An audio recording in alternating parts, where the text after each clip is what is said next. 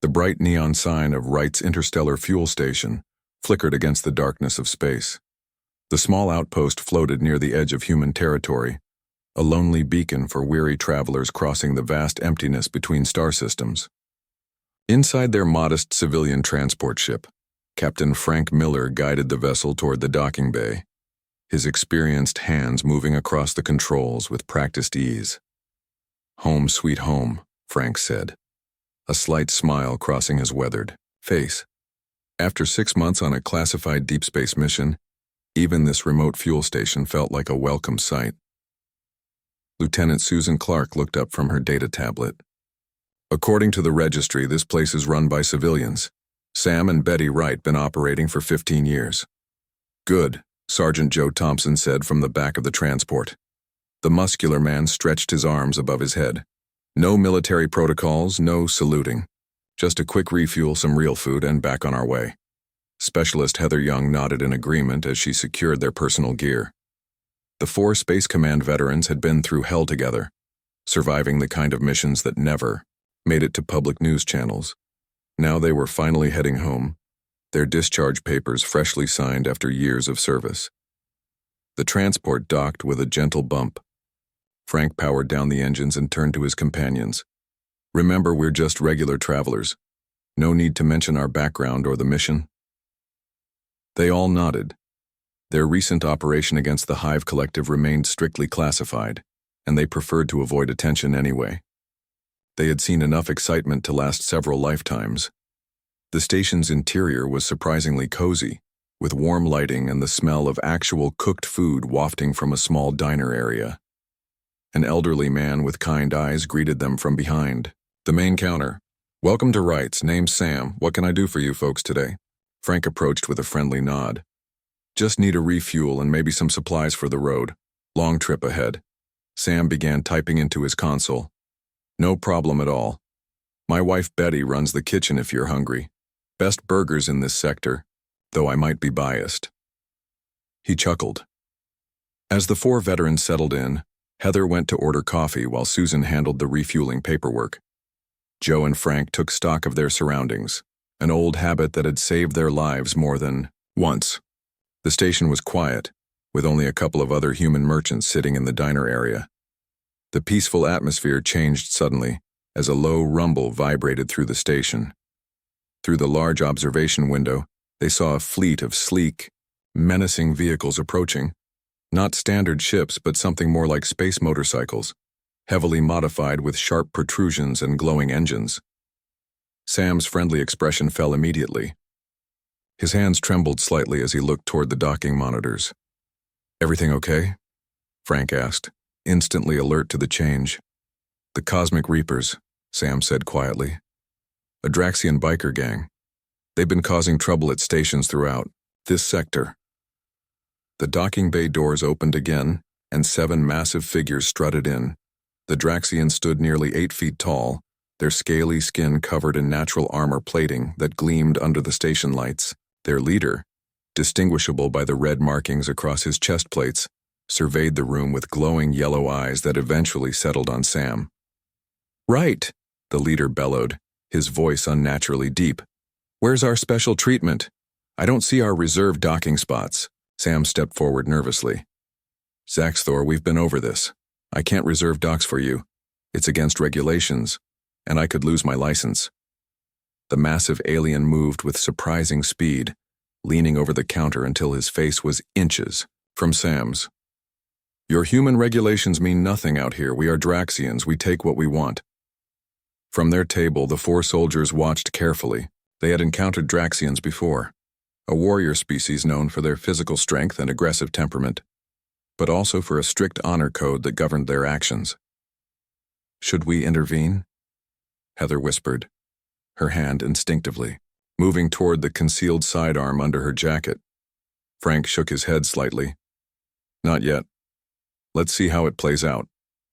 An elderly woman emerged from the back, Betty Wright, presumably, carrying a tray of food. When she saw the Draxians, she nearly dropped it. "Sam?" her voice quavered. The leader, Zaxthor, turned his attention to her. "Ah, the female. Perhaps you will be more reasonable than your mate." We require fuel at half price and those supplies we discussed last time. That's extortion, Betty said, showing surprising backbone despite her fear. Zax Thor laughed, a sound like grinding metal. It is protection. Many dangerous elements in space these days. Terrible things could happen to a small station like this. The other Draxians spread throughout the station, intimidating the few customers. One knocked over a merchant's drink deliberately, while another began examining merchandise without permission. Susan caught Frank's eye and gave a subtle nod toward the emergency exit. They could leave without trouble. This wasn't their fight. But something in Frank's expression had changed. He recognized the fear in the elderly couple's eyes, the same fear he'd seen in civilians they'd protected during countless missions. One of the Draxians noticed the 4 humans watching and nudged his leader. Zax Thor turned his massive head, studying them with predatory interest. New faces, he rumbled, moving toward their table. The alien towered over them, his shadow blocking the overhead lights. You stare at us, humans. Do you find us interesting? Frank didn't flinch. He simply met the alien's gaze calmly. Just enjoying our coffee. No trouble wanted. The Draxian leaned closer, sniffing the air around them. You smell different from other humans, not like fear. His eyes narrowed suspiciously. Joe's muscles tensed beneath his civilian clothes, ready to move if necessary.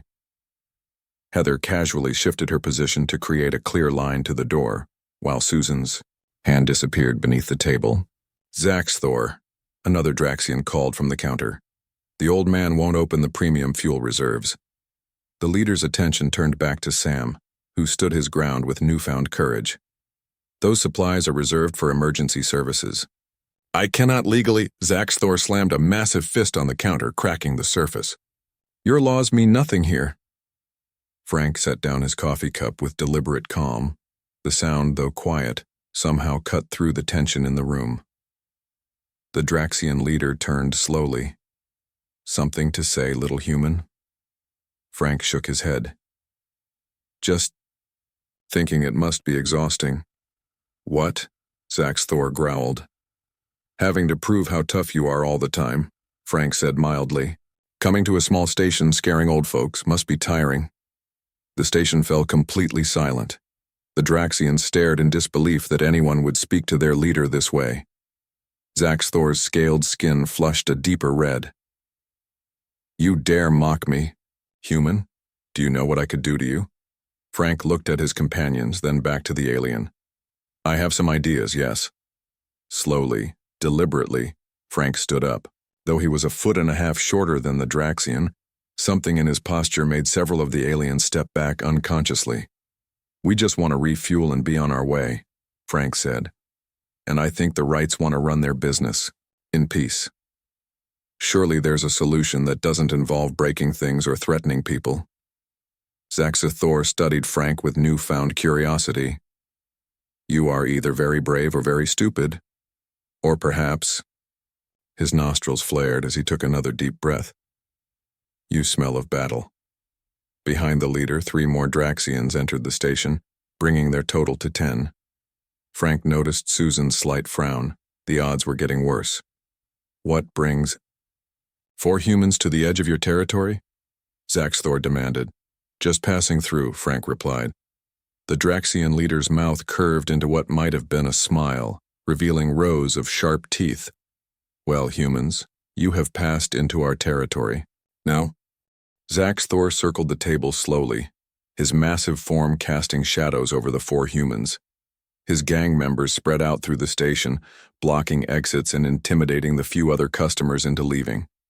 Soon, only the Wrights remained, huddled behind their counter. I am curious, the Draxian leader said, about humans who do not cower.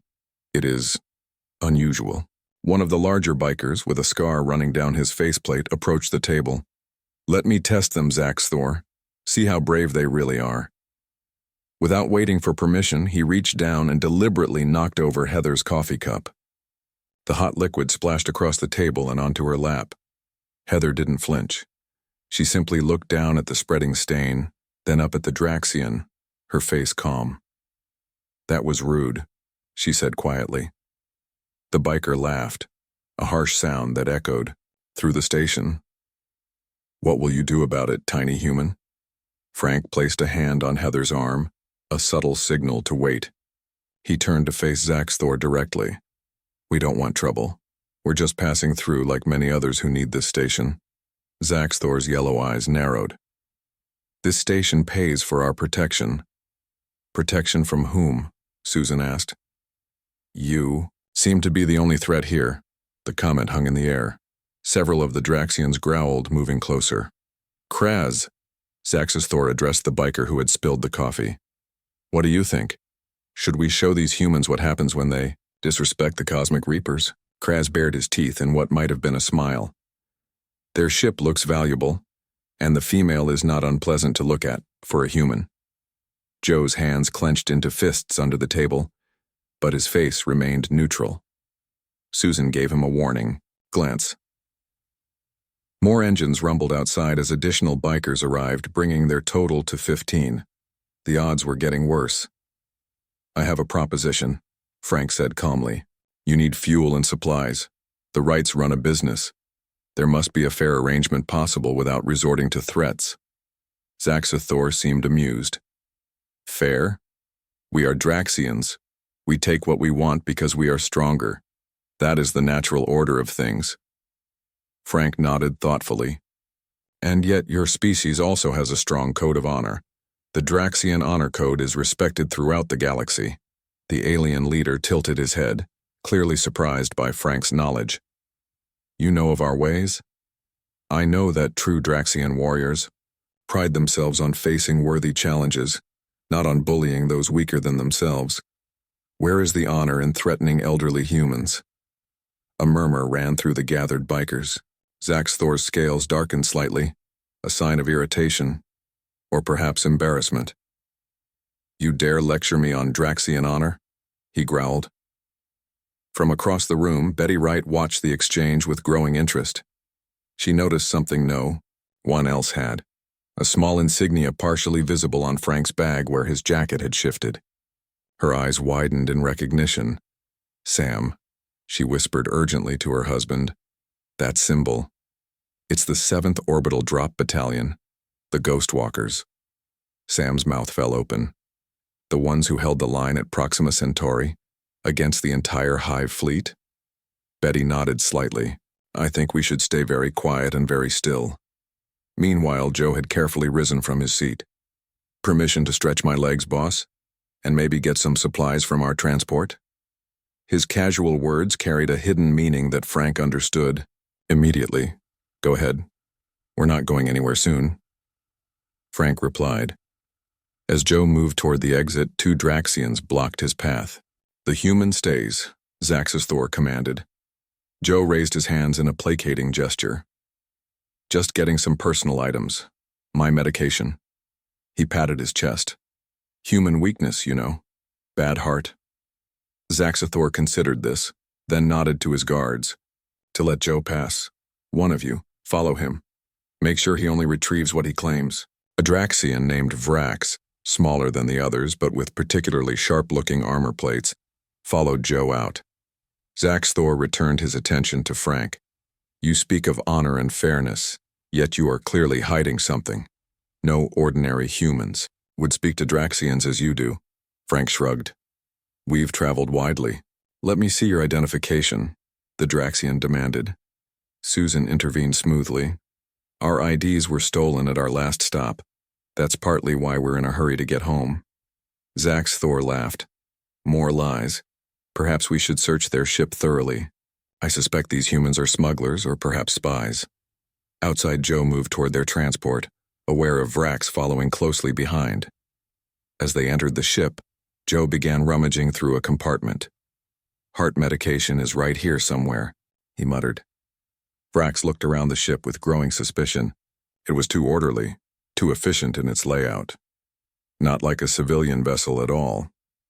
This is a military transport, he said suddenly. Joe straightened up, a small case in his hand. It's surplus. Bought it cheap at an auction. The Draxian wasn't convinced. He moved to a locked compartment. Open this. Can't. Lost the key. Vrax's hand moved to a weapon at his side. Open it now, or I will force it open. Joe sighed. Your choice. He pressed his thumb against a hidden scanner. The compartment opened to reveal not weapons as Vrax expected, but a collection of medals and insignias. On top lay a distinguished service cross with the emblem of the Human Expeditionary Force. Vrax's eyes widened. You are military. Were, Joe corrected. Retired last week. While the Draxian was distracted by the medals, Joe quickly activated a series of switches under a panel, initiating the transport's security protocols and sending a coded signal to devices in his teammates' pockets. Back in the station, Frank felt a subtle vibration from his communicator. Joe had set up their contingency plan. Zaxthor was growing impatient. Enough talk. You will surrender your transport and valuables as payment for safe passage through our territory. Heather spoke up, her voice surprisingly gentle. You know where we come from. Disputes like this are often settled through challenge rather than simple threats. The Draxian leader's interest visibly piqued. Challenge? What kind of challenge could humans possibly offer Draxians? A test of skill, strength, and tactical thinking, Heather continued. Winners take all, losers leave with nothing but their honor intact for having competed fairly. Zaxthor let out a booming laugh. You would challenge us physically? Have you seen the difference between us? Frank smiled slightly. Appearances can be deceiving. At that moment, Joe returned with Vrax following behind. The smaller Draxian whispered something urgently to his leader. Zaxthor's expression changed as he looked at the four humans with new eyes. Soldiers, he said finally. You are human soldiers. Frank didn't confirm or deny it. About that challenge, are you interested or would you prefer to continue threatening elderly station owners for their hard-earned credits? The insult was delivered so casually that several Draxians growled in anger, moving forward until Zaxthor raised a hand to stop them. A challenge, the leader said thoughtfully. For control of this station and the fate of these humans. A slow, dangerous smile spread across his face. Very well. 3 trials, strength, speed, and combat intelligence. Do you accept? Frank looked at his companions, receiving 3 subtle nods in return. We accept. The atmosphere in the station grew tense as both groups prepared for the first trial. Zaxthor ordered his bikers to clear a space in the center of the main area. The other customers had long since fled, leaving only the right couple watching, nervously from behind their counter. The first test is strength, Zaxthor announced. A simple contest. Fuel containers must be moved from the storage area to the loading dock. Most containers moved in 5 minutes wins. The fuel containers were massive cylinders, each holding 50 gallons of specialized rocket fuel. Even empty, they weighed over 200 pounds. Filled, they approached 500. Choose your champion, the Draxian leader demanded. Without hesitation, Frank nodded to Joe. Sergeant Thompson will represent us. Zaxthor laughed. And for the Cosmic Reapers, Gurks will compete. He pointed to an enormous Draxian whose arms were nearly as thick as Joe's entire body. Gurk stepped forward, flexing his muscled limbs and grinning to reveal rows of sharp teeth. Joe removed his jacket calmly, handing it to Susan. The Draxian snickered at his apparently ordinary human physique. This will be quick, Gurks rumbled. Sam Wright nervously approached with a timer. The storage room is this way. The containers are already filled and sealed. The 2 competitors followed him to a large chamber filled with rows of cylindrical fuel containers. At the far end was an open loading dock area, where ships could directly connect for refueling. 5 minutes, Sam explained. Most containers moved to the loading area wins. They must be placed correctly on the dispensing platforms to count. Zaxthor nodded. Begin! Gurks immediately charged forward, grabbing a container and hoisting it onto his shoulder with a grunt. The massive Draxian moved quickly despite the weight, carrying the container to the loading area and slamming it onto a platform before turning to get another. Joe approached his first container with careful precision. The Draxians laughed, expecting him to struggle. Instead, he lifted the heavy cylinder with controlled strength, muscles bulging beneath his simple shirt. A look of surprise passed over Gerx's face as Joe matched his pace container for container. What the Draxians couldn't see were the subtle biomedical enhancements beneath Joe's skin, military-grade implants that reinforced his skeleton and amplified his natural strength. Not obvious cybernetics, but integrated systems designed to give human soldiers a fighting chance against physically superior species. By the 3-minute mark, both competitors had moved 8 containers. Sweat poured down Joe's face while Gerx's scales had darkened with exertion. The Draxian was clearly shocked that a human could match him. "How?" Gerx growled as they passed each other. "How are you doing this?" Joe just smiled and kept working. In the final minute, Gerx tried to speed up, becoming sloppier in his movements. He dropped a container, denting the floor and losing precious seconds. Joe maintained his steady pace, placing each container perfectly on its platform. When Sam called time, both competitors stood panting among the fuel containers. The final count: 15 containers each. A tie. The Draxians murmured in disbelief. Zaxthor's eyes narrowed as he studied Joe more carefully. "Impossible," he hissed. "No human has that strength." Frank stepped forward. "One test down. Shall we continue to speed?" Zaxthor nodded stiffly. "The second test will be a race around the perimeter of the station. 3 complete circuits." For this challenge, Heather stepped forward as the human champion. The Draxians selected Draz, a leaner member of their gang with long, powerful legs built for speed.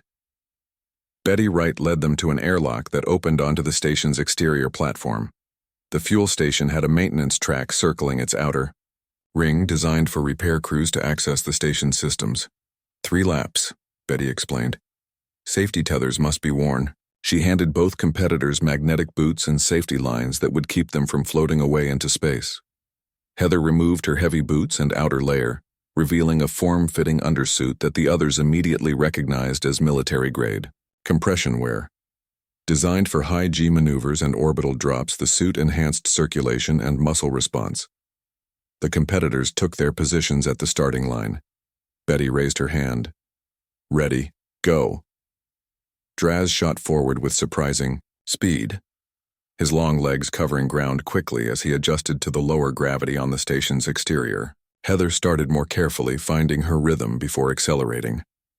By the end of the first lap, Draz held a significant lead, looking back with a smug expression. He didn't notice how Heather's movements were becoming more fluid, more efficient, with each step. On the second lap, she began to close the gap. Her training in zero-G and variable gravity environments gave her an advantage the Draxian lacked. While Draz fought against his momentum at each turn, Heather used it, converting his weakness into her strength. Halfway through the final lap, she pulled alongside him. The Draxian's expression of shock was visible even through his breathing mask. He pushed harder, his powerful legs straining, but Heather had been holding back.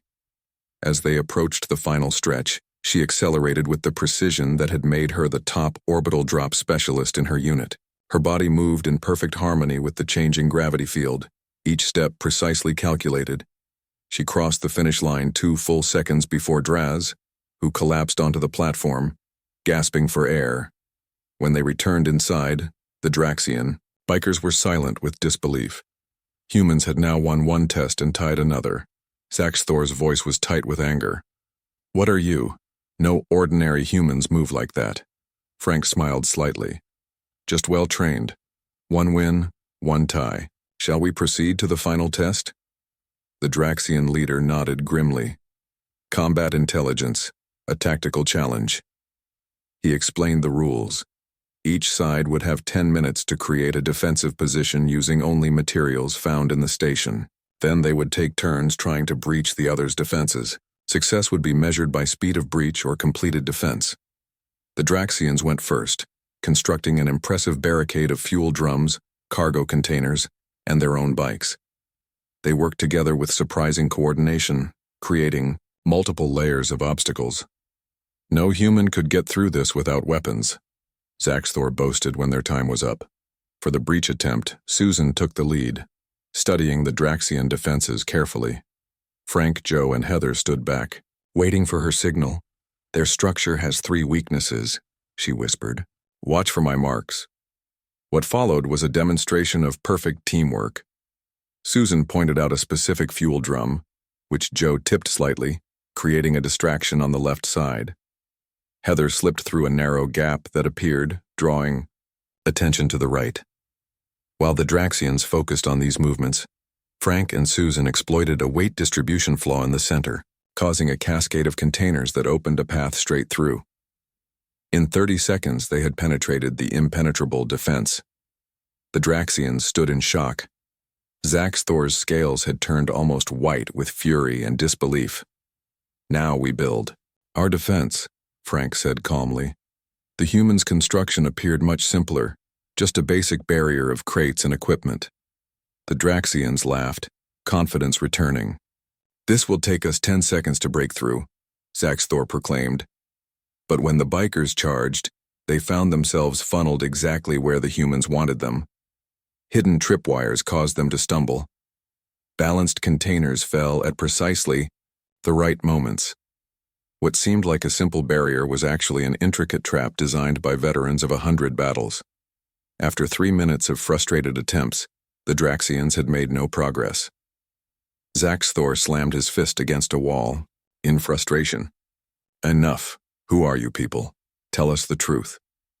Frank stepped forward, his posture changing subtly. Suddenly, he no longer looked like a simple traveler, but carried himself with the unmistakable authority of a military commander. "Captain Frank, Miller's 7th Orbital Drop Battalion Human Expeditionary Force," he said quietly, "recently returned from deployment against the Hive Collective." At the mention of the Hive, several Draxians visibly flinched. Even they feared the relentless insectoid species that had been expanding through the galaxy. "Soldiers," Zax Thor whispered, final understanding dawning on his face. A heavy silence filled the station as the Draxians processed what Frank had just revealed. The 7th Orbital Drop Battalion was legendary even among alien species.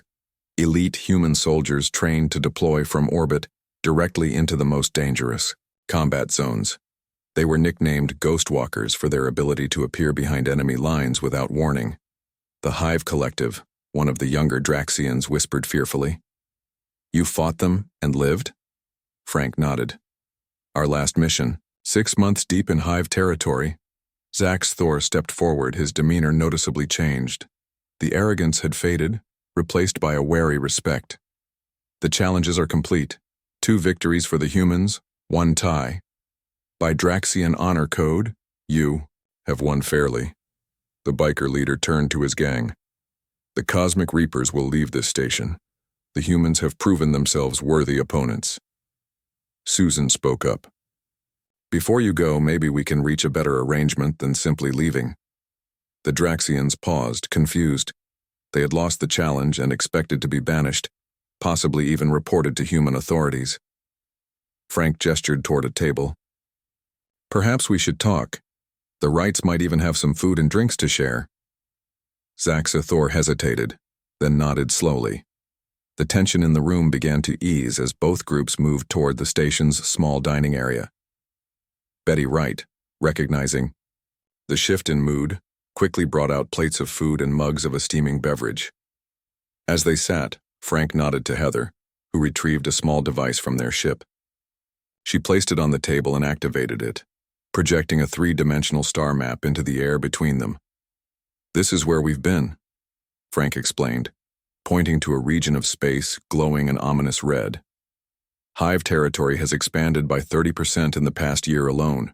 The map zoomed in to show the boundary between human space and Draxian territory, with the Hive expansion creeping toward both. "They're coming this way," Joe added, "and they don't distinguish between humans, Draxians, or anyone else. Everything is just food or hosts to them." Zax Thor studied the map carefully. "Our government tells us little of these matters. They believe the Hive will not reach our core systems for many years." "Your government is wrong," Susan said flatly. "We've seen their new bioships, faster than anything previously encountered. At current rates, they'll reach this sector within 18 months. A ripple of concern passed through the Draxian bikers.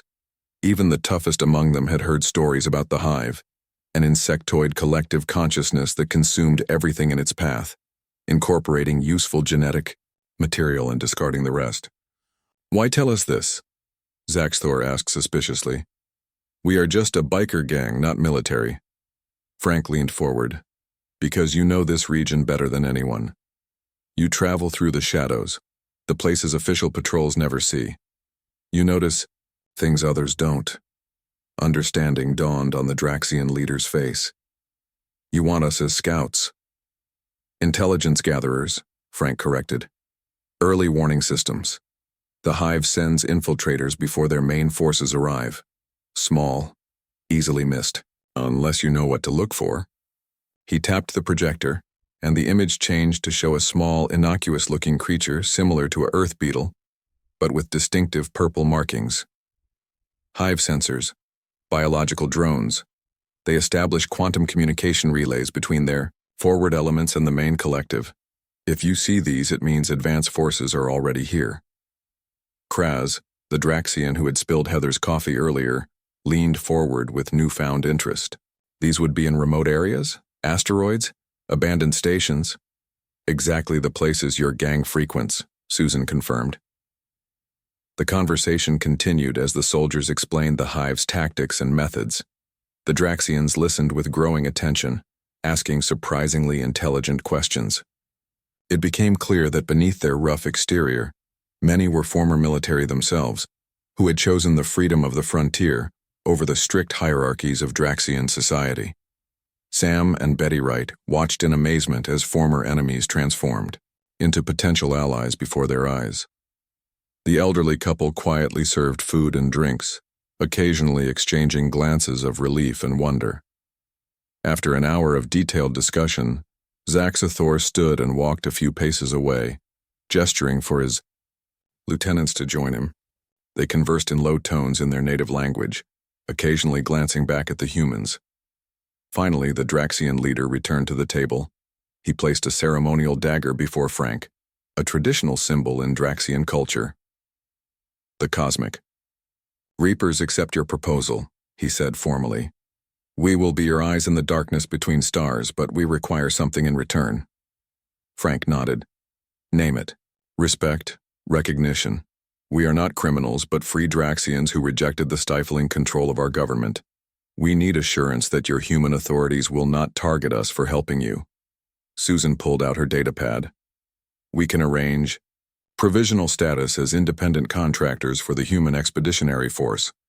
Not official military, but protected under interspecies cooperation protocols." Zaxthor considered this, then nodded. "Acceptable. And one more thing. This station." Sam, Wright tensed, fear returning to his eyes. The Draxian leader noticed and turned to face the elderly human directly. "Not to take from you, Wright, to protect, truly protect. This place will be neutral ground, sacred space, Draxians and humans both welcome, with cosmic reapers ensuring peace." Sam looked stunned. "You want to protect our station?" "It is good. Location. Strategic. Need safe meeting place for future. You continue business, make profit, we ensure no trouble." Betty stepped forward, her initial fear of the massive aliens now replaced by cautious optimism. "And our customers? You won't harass them?" "No harassment," Zaxthor promised, placing his hand over his chest in a formal Draxian oath gesture. "By my honor scales. Station under Reaper protection means all welcome, all safe, all pay fair price." He grinned, showing his sharp teeth. "But perhaps small discount for Reapers, yes?" Betty laughed despite herself. "I think we can manage that." Frank watched the exchange with satisfaction. This was what the long war against the Hive had taught him. Survival would require cooperation between species, not conflict. The Draxian strength and knowledge of the frontier would be valuable assets in the coming storm. He picked up the ceremonial dagger Zaxthor had placed before him, examining its intricate craftsmanship. Then, to everyone's surprise, he handed it back to the Draxian leader. "Keep it," Frank said. "Where we're going, we'll all need sharp blades." Zaxthor's eyes widened in surprise, then he nodded with new respect. He understood the gesture. not rejecting the gift but acknowledging they would fight side by side. One of the younger Draxians approached Heather hesitantly. "The way you moved in the race, would you show me? Our species relies too much on strength, not enough on technique." Heather smiled. "Sure, I could teach you a few things about maneuvering in variable gravity." Around the room, other small conversations broke out as humans and Draxians began sharing knowledge and stories. Ancient prejudices didn't disappear instantly, but a foundation for something new was being laid. "To unlikely allies," Frank said, raising his mug. "To survival," Zaxathor replied, clinking his against it. 3 days later, Wright's interstellar fuel station looked very different. The Draxian bikers had not left as expected, but had instead set up a semi-permanent presence. Rather than being a cause for alarm, this new arrangement had brought an unexpected peace to the once vulnerable outpost. Frank stood by the large observation window, watching as Heather led a training session with 4 young Draxians on the station's exterior. She was teaching them orbital maneuvering techniques that the human expeditionary force used during their drops. The aliens were surprisingly quick learners, their natural strength complemented by new skills.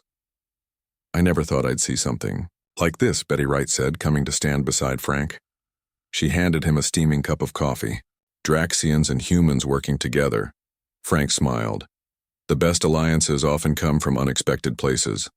Across the station, Joe was engaged in an arm wrestling match with Gurks, the massive Draxian he had tied with in the strength contest. A crowd of bikers surrounded them, cheering and placing friendly bets.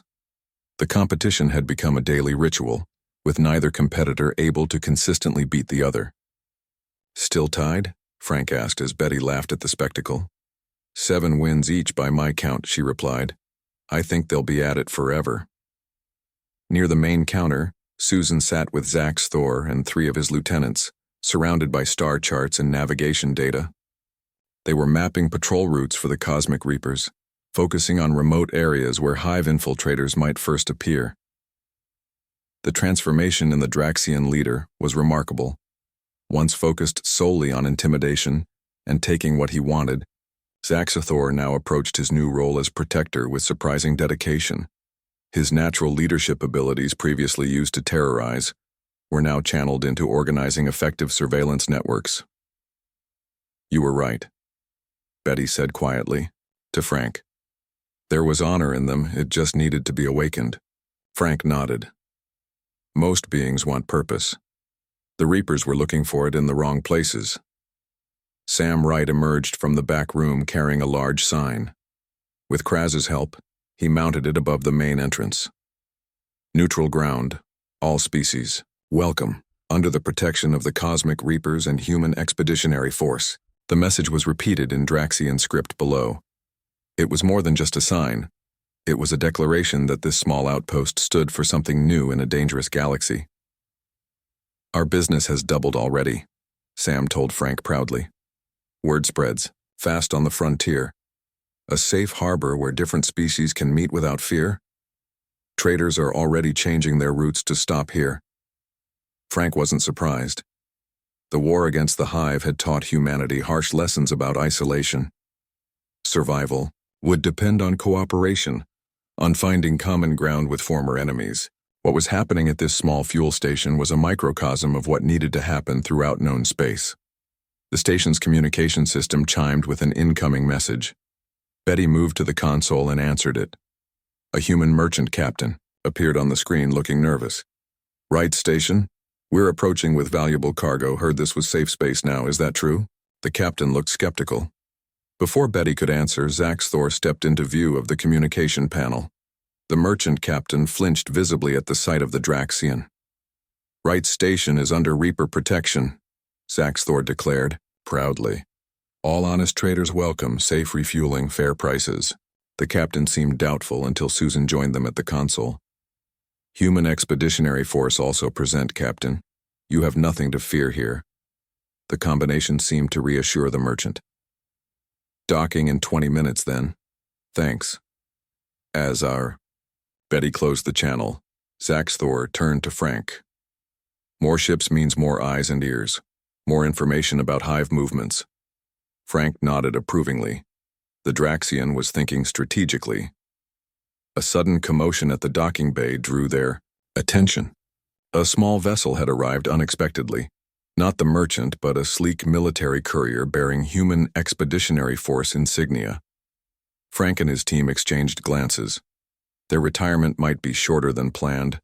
A young lieutenant stepped through the airlock, looking around in obvious surprise at the sight of humans and Draxians mingling peacefully.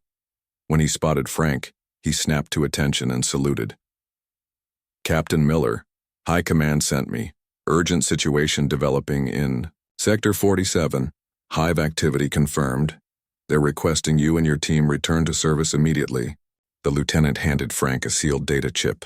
Frank took it without comment, then gestured toward Zax Thor and the other Draxians. "Lieutenant, meet our new allies, the Cosmic Reapers." The young officer looked confused. "Sir, these are Draxians." "Yes," Frank said patiently.